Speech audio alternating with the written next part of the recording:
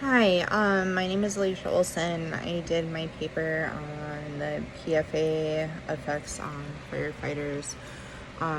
So when I started doing my research, tons and tons of information on the effects of PFAS on males. Testicular cancer was a mild risk according to my research. What they did find, however, though, in the higher risk, which to me was a little bit scarier, was non-Hodgkin's lymphoma, skin melanomas, and prostate cancer, severe cancers of the bladder, brain, and central nervous system. Yeah, that's to me a little bit more alarming than testicular cancer.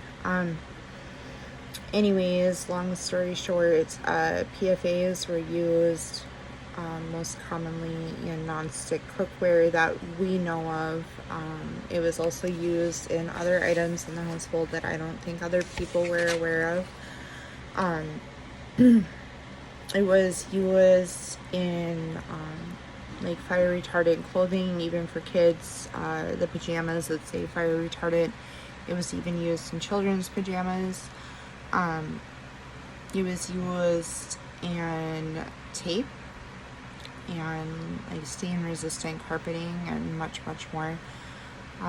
The most alarming thing about these chemicals is they do not break down once they are in the environment. They basically don't degrade at all.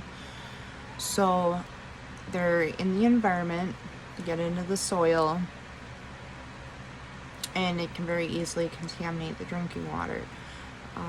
Through the research, there was a couple of people that kind of ventured out, and they did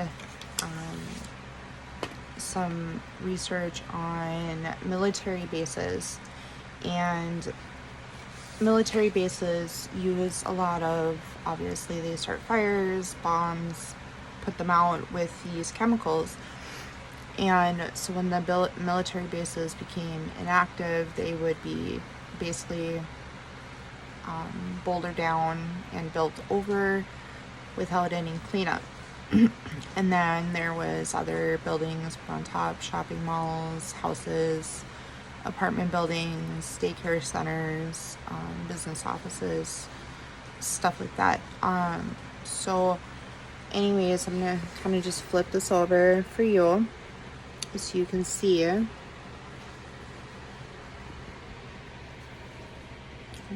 see if I can hold this up for you.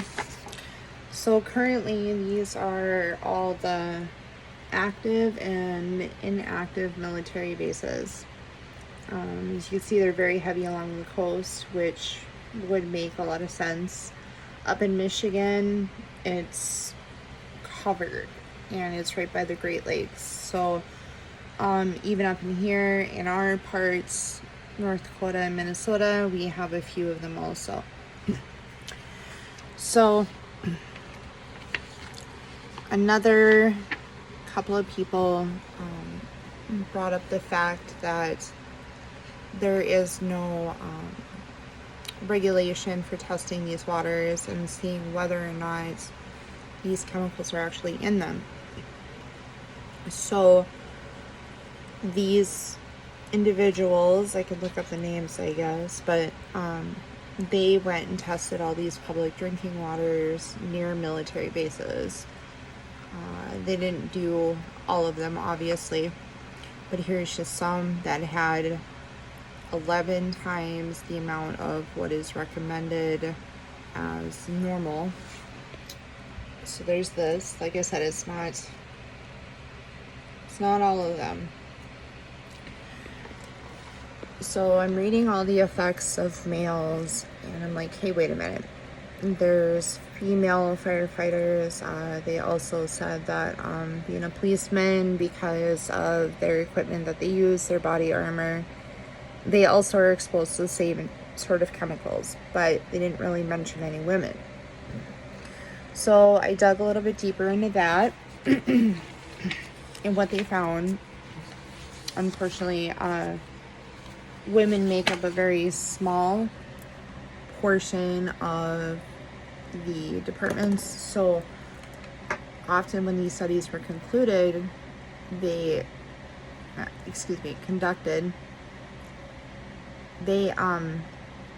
just left women out of the study because they were such a small portion of them. So they just decided to exclude them. So just gonna kind of go through here. What it's super sad because they sent out some studies to former and previous firefighting women to fill out studies about the pregnancies and the outcomes. More than half of the department chose not to have children. I suppose just due to their lifestyle and the heaviness of the load. But the rest of the participants reported that a quarter of the pregnancies resulted in miscarriage, which is not really too alarming. That's kind of how it goes normally. But after their second pregnancy, the rate of miscarriage then increased to 30 to 31%. It's also been noted in lab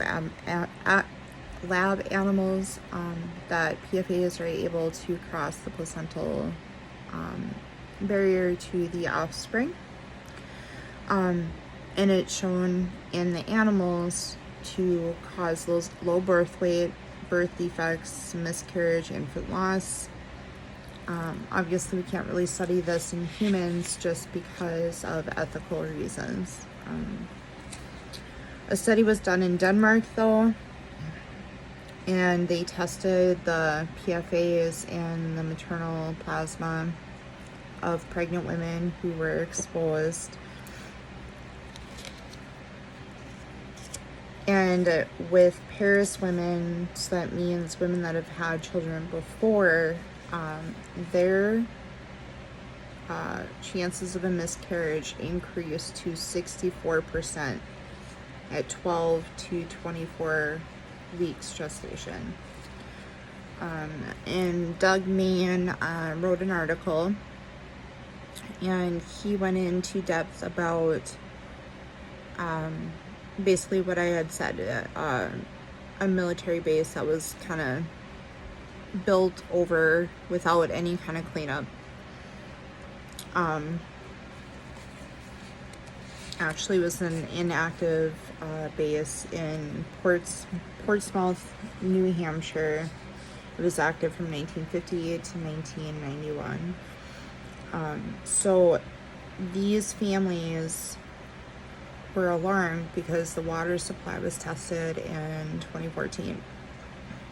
And they found extremely high amounts of PFAS in their water. They immediately shut it down and they put in a carbon system to filter out the water supply the best that they could. Some of the children were exposed, obviously, in vitro, and anyways, it lowered their ability to produce breast milk. It lowered the amount of antibodies that was passed to the child. It increased the chance of ADD in these children.